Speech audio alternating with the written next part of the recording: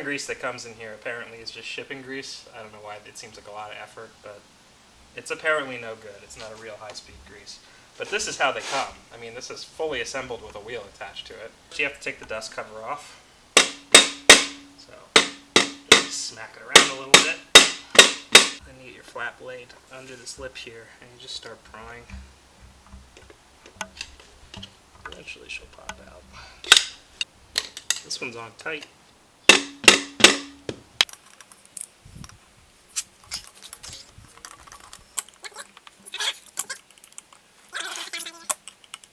A hole, but I've done. Maybe I should say how I did that. So for some reason, this one did not want to come off at all.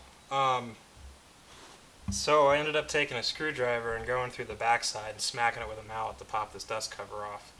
And if you look, there's a bunch of corrosion on it, so that's kind of weird. I don't know what that's all about. Whatever. In the instructions, it says, you know, you have to get this far anyway. But it says to basically take this front bearing out, which you can see is packed with grease, and remove all of the grease and clean it out. This assembly goes on there, your newly packed bearing goes on, but that doesn't make any sense at all, because if the grease in this bearing is no good, then that also means that the grease in the whole hub as well as in the rear bearing is no good, because there are two bearings on this. The really annoying thing, as much trouble as I had getting the dust cap off, so you see this part here? This is the rear bearing seal, and to get the rear bearing out you have to remove that rear bearing seal. So this is a little bit tricky. If you scratch this, it no longer keeps the grease in, and you have to get another one, and of course these are weird metric Chinese sizes, so no Trailer Supply place is going to have them in stock. So you really need to get this off without damaging it. So what you can do is you leave that bearing out, and you take this whole assembly. Actually, we don't need the wheel. Alright, so you can see all that goo in there, so I'll just remove a good deal of that. It's like that part in The Fifth Element where she pulls the stones out. So this is all the packings, quote-unquote packing grease, that is just in here to keep it from rusting up and shipping. And you can see the other bearing back in there now. And of course you can see it's the exact same grease. So to say you have to change, I mean, it doesn't make any sense. Incompatible greases will do bad things. So if you're repacking one, you have to repack both. I mean, if it's a different kind of grease. So what we're going to do is slide this on. Like so. And then we're going to leave that bearing out. I'm going to take the flat washer. And we're going to go ahead and just thread this castle nut on. And thread that on. And then this is how we're going to get that bearing out. We're just going to pull forward.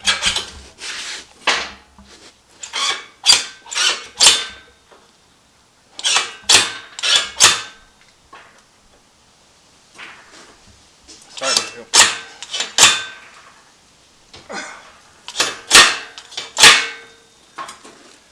Yeah, it's starting to come out. There it goes. And that's how you get it out. And look, this one's dry. I mean, come on. If you got to do the front one, you got to do the back one, and that's exactly why. We're just going to clean all this old grease out of these, and then we're going to pack them with new grease. So first I'll start by wiping off as much as I can with a paper towel.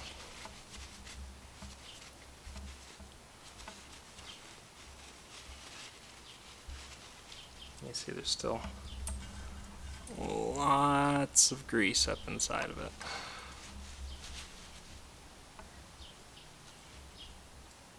Same with this guy. So now I gotta blast them out with brake cleaner.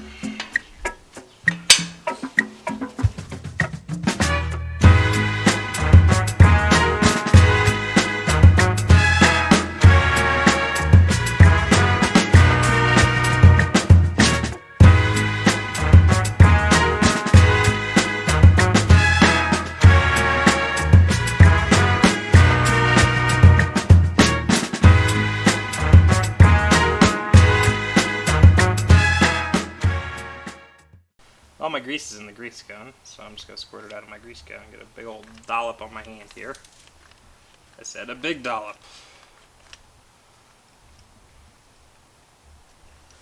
This is how you pack a bearing. See how it's coming through the top there when I do that motion? That's what you're looking for.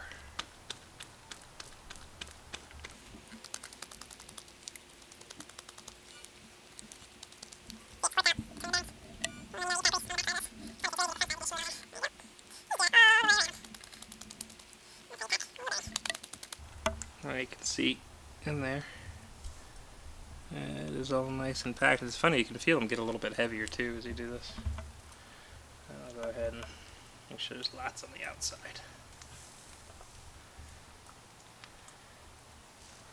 Put that on the paper towel. Do the other one.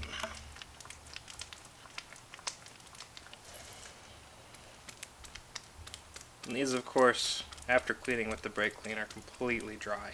You have to let them dry all the way out because you don't want any wet brake clean in there. So this is also all nice and cleaned out, the old grease. None of that left in there, so I'm going to go ahead and grease this rear race. Just put a nice liberal coating on there.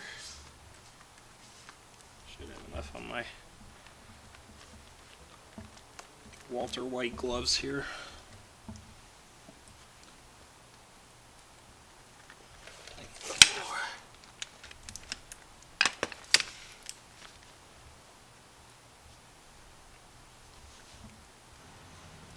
Set that in.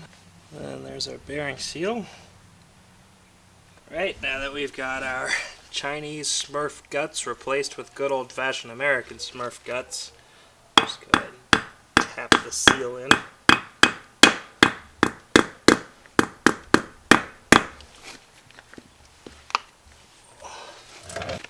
Wipe that down a little bit. Alright. Go ahead and put our hub on.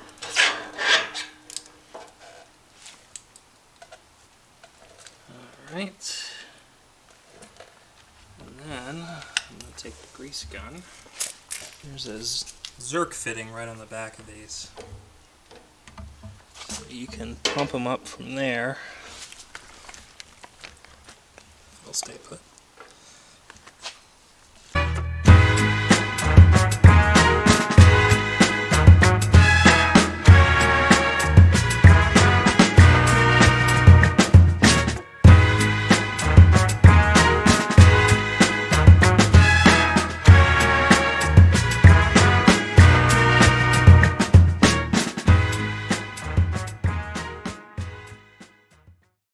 Grease gun off,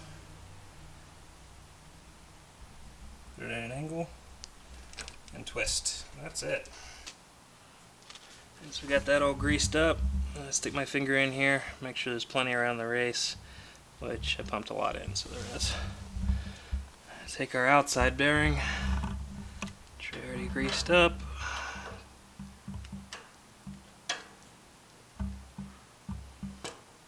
There it goes. See, you got it to squirt out all over. That's good. I'm well lubed. Oh yeah. Then, I'm going to take our flat washer, put that into place, and our castle nut, and it's called that because it has castellations. So we're going to screw that on.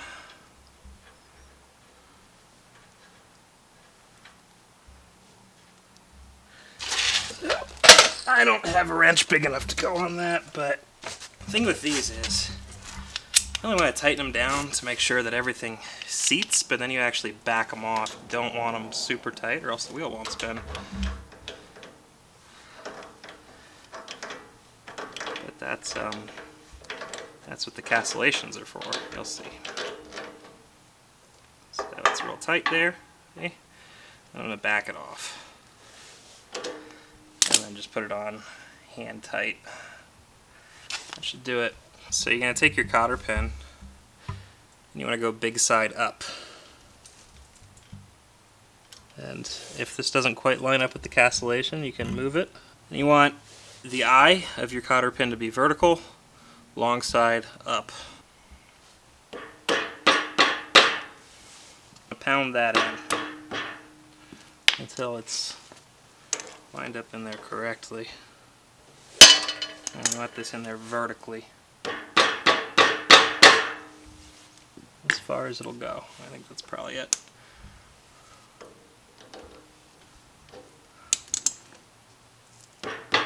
Yeah. And you take your fingy, you pull that up like that.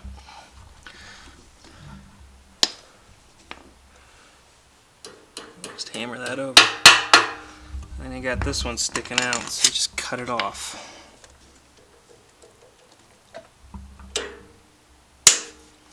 And that's that. That's how you install a cotter pin properly. And this is the dust cap. I already went ahead and filled this full of grease. Just put that on. Take our mallet. Take our wheel.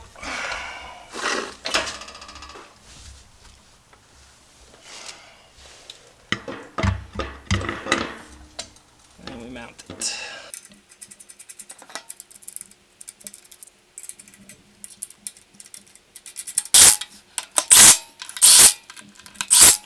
Great. It spins nice.